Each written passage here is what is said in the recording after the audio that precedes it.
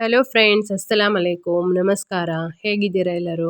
Welcome back to Sinfree Kitchen. ಇವತ್ತು ನಾನು ಕಳಲೆ ಪಲ್ಯ ರೆಸಿಪಿಯನ್ನು ನಿಮ್ಮೊಂದಿಗೆ ಶೇರ್ ಮಾಡ್ತಿದ್ದೀನಿ. ಕಳಲೆನ ಈ ಥರ ಕಟ್ ಮಾಡಿ ಇದನ್ನು 3 ದಿನ ನೀರಲ್ಲಿ ನೆನೆಸಿ ಇಡಬೇಕು. ಇದು ಡೈಲಿ ನೀರು ಚೇಂಜ್ ಮಾಡಿ ಬೇರೆ ನೀರು ಹಾಕಿ 3 ದಿನ ನೆನೆಸಿಡಬೇಕು.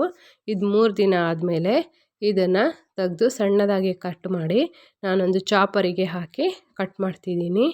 ಈ ಥರ ಚಾಪರಿಗೆ ಹಾಕಿ ಕಟ್ ಮಾಡ್ಬೋದು. ಕೊಬ್ಬರಿ ತುರಿಯೋದ್ರಲ್ಲಿ ಈ ಥರ ತುರಿದು ಈ ಥರ ಸಣ್ಣದಾಗಿ ತುರಿದು ಬೇಕಾದರೆ ಇಟ್ಕೊಂಡು ಅದನ್ನು ಪಲ್ಯ ಮಾಡ್ಬೋದು. ನಿಮಗೆ ಯಾವ್ದು ಈಸಿ ಆಗುತ್ತೆ ಆ ಥರ ಮಾಡ್ಕೊಂಡು ಇಟ್ಕೋಬೋದು.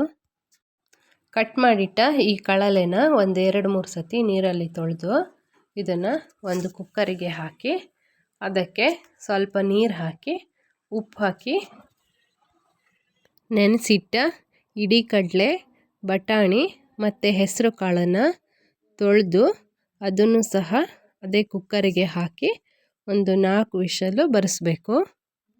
ಇದಿಲ್ಲಿ ಬೇಯ್ತಿರುವಾಗ ನಾವು ಒಂದು ಮಸಾಲೆಗೆ ರೆಡಿ ಮಾಡೋಣ. ಮಸಾಲೆಗೆ ಒಂದು 4-5 ಒಣಮೆಣಸನ್ನು ಚೆನ್ನಾಗಿ ತೊಳೆದು ಅದನ್ನು ಒಂದು ತವಕ್ಕೆ ಹಾಕಿ ಅದಕ್ಕೆ ಒಂದು ಸ್ವಲ್ಪ ಎಣ್ಣೆ ಹಾಕಿ ಫ್ರೈ ಮಾಡಬೇಕು. ಇದು ಫ್ರೈ ಆಗ್ತಿರುವಾಗಲೇ ಇದಕ್ಕೇನೆ ಒಂದು 3 ಸ್ಪೂನು ಧನಿಯಾ ಮತ್ತು ಒಂದು ಈರುಳ್ಳಿನ ಕಟ್ ಮಾಡಿದ್ದು ಅದನ್ನು ಹಾಕಿ ಅದನ್ನು ಸಹ ಫ್ರೈ ಮಾಡ್ತಾ ಇರಬೇಕು. ಇದಕ್ಕೆ ಒಂದು 3 ಲವಂಗ ಮತ್ತು ಒಂದು ಸ್ವಲ್ಪ ಚಕ್ಕೆನ ಹಾಕಿ ಅದನ್ನು ಸಹ ಫ್ರೈ ಮಾಡಿ ಇದು ಚೆನ್ನಾಗಿ ಫ್ರೈ ಆಗಬೇಕು. ಫ್ರೈ ಆದಮೇಲೆ ಇದನ್ನು ತಣ್ಣಗಾಗೋಕ್ಕೆ ಇಡಬೇಕು. ಇದಕ್ಕೆ 3 ಕಪ್ಪು ತೆಂಗಿನ ತುರಿ ಮತ್ತು ಫ್ರೈ ಮಾಡಿಟ್ಟ ಮೆಣಸು, ಧನಿಯಾ ಇದೆಲ್ಲ ಇದೆಯಲ್ಲ ಅದನ್ನು ಹಾಕಿ ಇದಕ್ಕೇ ಒಂದು ಸ್ವಲ್ಪ ಅರಿಶಿಣದ ಪುಡಿ ಹಾಕಿ ಇದನ್ನು ಮಿಕ್ಸಿ ಜಾರಿಗೆ ಹಾಕಿ ನುಣ್ಣಗೆ ರುಬ್ಕೋಬೇಕು. ಒಗ್ಗರಣೆಗೆ ನಾವು 2 ಟೊಮೆಟೊನ ಸಣ್ಣದಾಗಿ ಕಟ್ ಮಾಡಿ ಇಟ್ಕೋಬೇಕು ಮತ್ತು ಒಂದು ಈರುಳ್ಳಿನೂ ಸಹ ಸಣ್ಣದಾಗಿ ಕಟ್ ಮಾಡಿ ಇಟ್ಕೋಬೇಕು ಮತ್ತು ಒಂದು ಸ್ವಲ್ಪ ಕರಿಬೇವು ಸೊಪ್ಪು.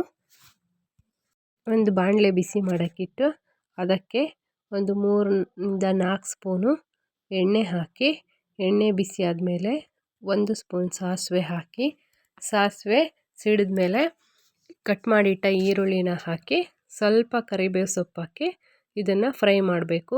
ಈರುಳ್ಳಿ ಗೋಲ್ಡನ್ ಬ್ರೌನ್ ಕಲರ್ ಆಗೋ ತನಕ ಫ್ರೈ ಮಾಡಬೇಕು. ಇವಾಗನೇ ಇದಕ್ಕೆ 1 ಸ್ಪೂನು ಶುಂಠಿ ಬೆಳ್ಳುಳ್ಳಿ ಪೇಸ್ಟ್ ಹಾಕಿ ಫ್ರೈ ಮಾಡಬೇಕು. ಇದು ಚೆನ್ನಾಗಿ ಫ್ರೈ ಆದಮೇಲೆ ಇದಕ್ಕೆ ನಾವು ಕಟ್ ಮಾಡಿಟ್ಟ ಟೊಮೆಟೊನ ಹಾಕಬೇಕು. ಟೊಮೆಟೊನ ಹಾಕಿ ಅದು ಚೆನ್ನಾಗಿ ಫ್ರೈ ಮಾಡಬೇಕು. ಟೊಮೆಟೊ ಮೆತ್ತಗಾದಮೇಲೆ ನಾವು ಬೇಯಿಸಿಟ್ಟ ಕಳಲೆ ಮತ್ತು ಕಡಲೆಕಾಳನ್ನು ಹಾಕಿ ಅದನ್ನು ಚೆನ್ನಾಗಿ ಒಂದು ಸತಿ ಮಿಕ್ಸ್ ಮಾಡಬೇಕು. ಇದು ಚೆನ್ನಾಗಿ ಮಿಕ್ಸ್ ಆದಮೇಲೆ ಇದಕ್ಕೆ ಈ ಪಾತ್ರೆ ಸಣ್ಣದಾಯಿತು ಅದಕ್ಕೆ ನಾನು ಕುಕ್ಕರಲ್ಲೇ ಅದನ್ನು ಹಾಕಿ ಮಿಕ್ಸ್ ಮಾಡಿದ್ದೀನಿ. ಇದು ಚೆನ್ನಾಗಿ ಒಂದು ಸತಿ ಮಿಕ್ಸ್ ಮಾಡಿದ್ಮೇಲೆ ನಾವು ರುಬ್ಬಿಟ್ಟ ಮಸಾಲೆನ ಹಾಕಬೇಕು. ಮಸಾಲೆನ ಹಾಕಿ ಒಂದು ಸತಿ ಚೆನ್ನಾಗಿ ಕುದಿಯೋಕ್ಕೆ ಬಿಡಬೇಕು. ಇವಾಗನೇ ಉಪ್ಪು ಖಾರ ಎಲ್ಲ ಕರೆಕ್ಟಾಗಿದೆಯಾ ಅಂತ ನೋಡ್ಕೋಬೇಕು. ಇದು ಹೀಗೆ ಒಂದು 3 ನಿಮಿಷ ಚೆನ್ನಾಗಿ ಕುದಿಯೋಕ್ಕೆ ಬಿಡಬೇಕು. ಇದು ಚೆನ್ನಾಗಿ ಕುದ್ಮೇಲೆ ಫುಲ್ ಡ್ರೈ ಆಗುತ್ತೆ. ಇದು ಚಪಾತಿ, ಅಕ್ಕಿ ರೊಟ್ಟಿ ಮತ್ತು ದೋಸೆ ಜೊತೆಗೆಲ್ಲ ತಿನ್ನೋಕ್ಕೆ ತುಂಬ ಟೇಸ್ಟಾಗಿರುತ್ತೆ.